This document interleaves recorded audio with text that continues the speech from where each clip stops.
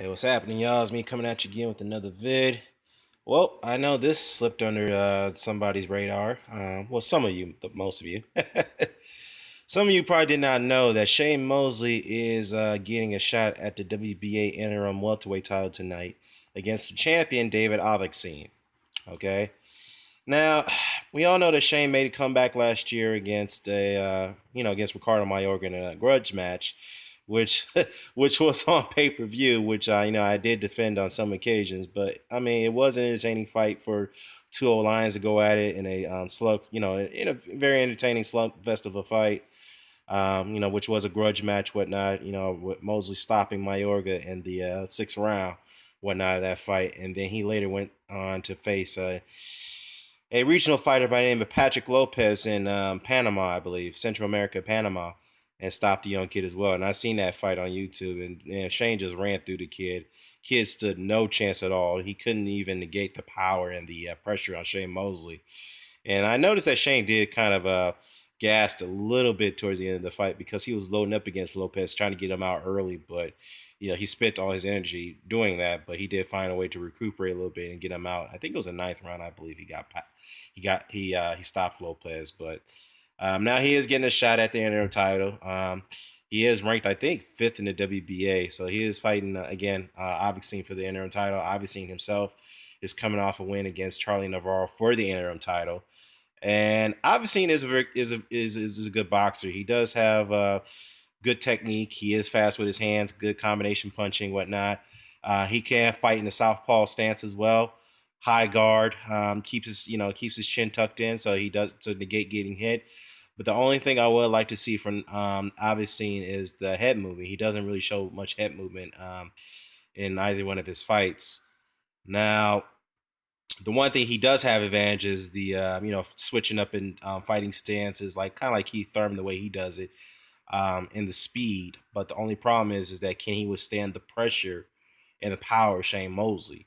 Now Shane Mosley still have some speed left in him, despite his old age and whatnot. Still in tremendous shape.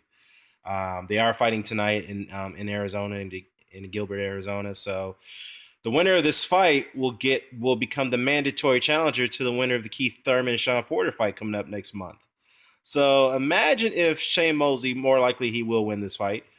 Imagine if Shane Mosley versus Keith Thurman. I mean, how would that match play out? And what would you really want to see from that fight? Would you be interested in that fight?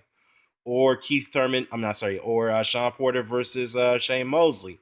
Now, mind you, Shane and Sean have actually sparred last year, and Shane had helped him out against, leading up to the Ricardo Mayorga fight, along with Kenny Porter. And there were some moments in that sparring session where Sean looked a little bit faster, a little bit stronger than Shane.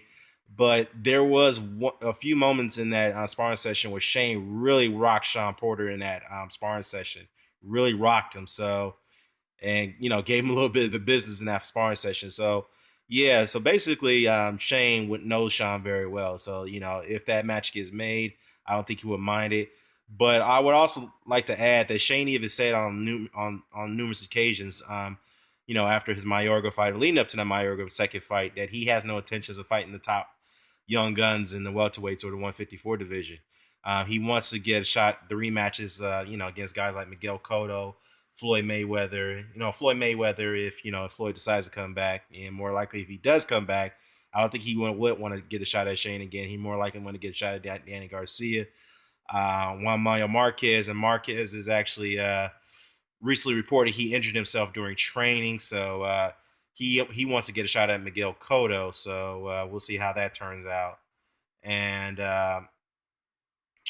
and uh, and a shot at Manny Pacquiao. But we all know that Pacquiao just recently won the Senate race in his homeland in the Philippines. So Pacquiao is retired, so he has no intentions of coming back. So yeah, that would be interesting, and I will be tuning into that fight as well. I think it should be coming up any moment now. But yeah, let me know what you think about this. Do you think that Shane Mosley, if he does become the mandatory challenger, would you like to see him fight Keith Thurman, or would you like to see him fight Sean Porter? And let me know what you think who'll be the winner of the outcome of those two fights.